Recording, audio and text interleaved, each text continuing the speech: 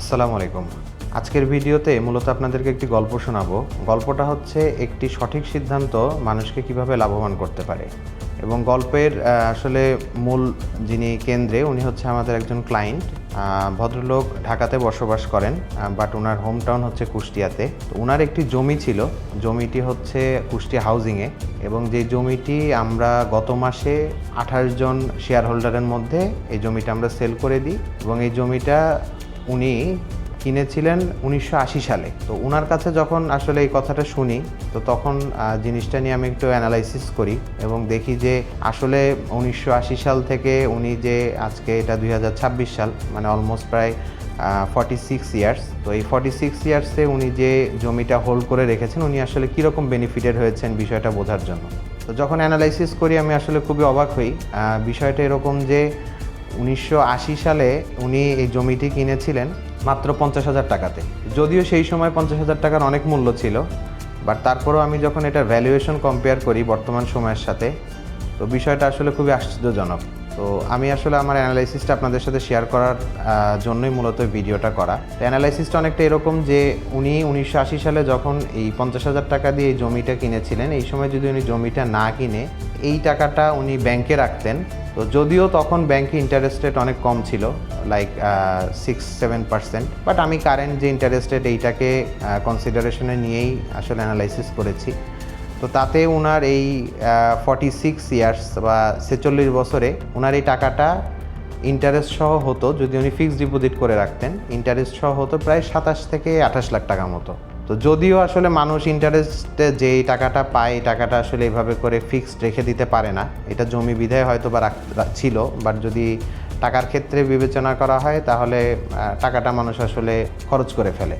আর এইটাকে যদি উনি সেই সময় গোল্ড কিনতেন, আর সেই সময় গোল্ডের বাজার মূল্য ছিল, যেটা আমি যতটুকু গুগল করে জানতে পেরেছি, যে 3050 টাকা ভরি। তো এই সমপরিমাণ টাকা দিয়ে যদি উনি গোল্ড কিনতেন তাহলে প্রায় 16-17 ভরি মতো গোল্ড হয়তো বা উনি ওই সময় কিনতে পারতেন। সেই 17 ভরি গোল্ড বর্তমানে বাজার মূল্য গোল্ডের আমরা ইন জেনারেল ধরতে পারি 2,30,000 টাকার মতো। তো এই টাকাতে যদি উনি বিক্রি করতেন বর্তমান সময়ে, তাহলে ওনার টোটাল এই 17-18 ভরি গোল্ডের প্রাইস আসতো অলমোস্ট 34 থেকে 35 লাখ টাকা। সো যদিও ওনার সেই 50,000 টাকার হিসাব করলে যদি ব্যাংকে রাখতো তাহলে হয় 27-28 লাখ, গোল্ড কিনলে অবশ্যই ব্যাংকের থেকে বেটার। সো 35-36 লাখ টাকা উনি পেতেন গোল্ড কিনে। বাট আশ্চর্যজনক ব্যাপার যেটা, সেটা হচ্ছে উনি এই জমিটা বিক্রি করে উনি পেয়েছেন 3,02 লাখ টাকা। তাহলে আমরা যদি কম্প্যারিজন করি, প্রায় গোল্ডের থেকে 700% বেশি, আর ব্যাংকের থেকে প্রায় 1000% বেশি। এই জিনিসটা আসলে বলার উদ্দেশ্য হচ্ছে যে জমি যদি আপনি লং টার্মে চিন্তা করেন, একটা জমিতে ইনভেস্ট করে রাখলে এইটা এতটাই আপনাকে বেনিফিটেড করবে যেটা আপনি অন্য কোনো কিছুর সাথে আসলে কম্পেয়ার করে সম্ভব না। কারণ যদি এটা 20%, 50% এরকম ডিফারেন্স হতো তাহলেও একটা কথা ছিল। এখানে ডিফারেন্সটা হচ্ছে প্রায় 700, 800, 1000, 1200%। তো এইটা আসলে এত ডিফারেন্স অন্য কোনো কিছুতে সম্ভব না, বাট এটা শর্ট টার্মে পসিবল না, অবশ্যই লং টার্মে। এবং যখন উনি হাউজিংয়ে জমি কিনেছিলেন, ওই সময় মানুষ কখনো চিন্তাও করে নাই যে হাউজিংয়ে আসলে জমি কিনলে এখানে এতটা ডেভেলপমেন্ট হওয়া পসিবল। বাট উনি কিনেছেন, রেখে দিয়েছেন এতদিন। ওখানে একটা ওনার বাড়ি করা ছিল, বাড়িতে উনি ভাড়া দিয়ে রেখেছিলেন। তো এই সময়টাতে উনি ভাড়াও পেয়েছেন। তো ভাড়ার অ্যামাউন্টটা আমরা ধরলামই না যে ওটা যেটাই হোক ওনার পেয়েছেন। বাট উনি যে এই জমিটা এখন বিক্রি করে যেই একটা ভালো অ্যামাউন্ট পেলেন, এটাতে উনি গভর্নমেন্ট সার্ভিস করতেন। তো উনি বর্তমানে রিটায়ার্ড অবস্থায় আছেন। ওনার এই টাকাটা আসলে এখন একটা ভালো একটা অ্যাসেট, বা ওনার যে সন্তান যারা আছেন তাদের জন্য এটা আসলে অনেক কাজে লাগবে।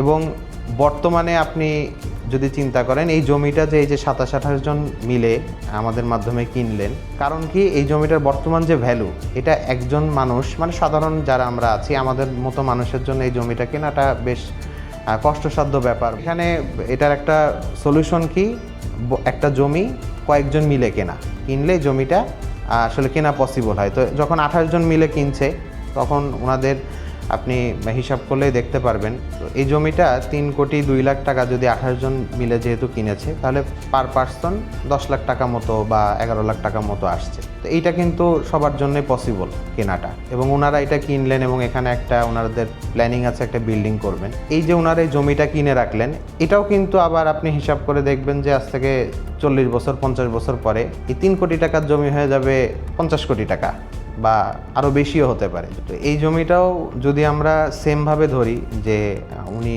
যারা কিনলেন ওনারা যদি এখন এটা জাস্ট কিনলেন এবং এখানে বিল্ডিং করে ভাড়া দিক বসবাস করুক থাকলেন, তো এটা যখন পরবর্তীতে আবার যদি 46 ইয়ার্সের পরে আমরা হিসাব করি, তো এটা মানে লাস্ট 46 ইয়ার্সের হিসাব অনুযায়ী প্রায় আরও 1000% দাম বাড়বে। তো এই পরিমাণে বেনিফিট কিন্তু অন্য কোনো জায়গা থেকে করা পসিবল না। এবং বর্তমানে আপনাকে যে কোনো একটা জমি কিনতে গেলে ভালো জমি একা কেনাটা কষ্টসাধ্য বিষয়। সেই ক্ষেত্রে আমার সাজেশন হবে, যদি একা কিনতে পারেন তাহলে তো খুবই ভালো, একা কিনতে না পারলেও কয়েকজন মিলে হলেও একটা জমি কেনেন। এখন বাড়ি না করতে পারেন, ভবিষ্যতে করলেন, বাট কিনে রাখেন, যেটা আসলে ইন ফিউচার আপনার এবং আপনার ফ্যামিলি বা আপনার সন্তান যারাই আছেন ওনাদের জন্য এটা একটা বড় সিকিউরিটি হয়ে যাবে। এবং হয়তোবা যেই সময়টাতে ওনাদের টাকা পয়সার প্রয়োজন হবে বা আপনার সন্তানদের যখন টাকা পয়সার প্রয়োজন হবে, তখন এই ল্যান্ডটা একটা ভালো একটা সাপোর্ট দিতে পারবে। তো আশা করি যে আজকের যে টোটাল গল্পটা, এটা থেকে আপনারা বুঝতে পারলেন যে কম্পারেটিভলি যতগুলো ইনভেস্টমেন্ট মেথড আছে তার মধ্যে ল্যান্ড হচ্ছে best option. So thank you.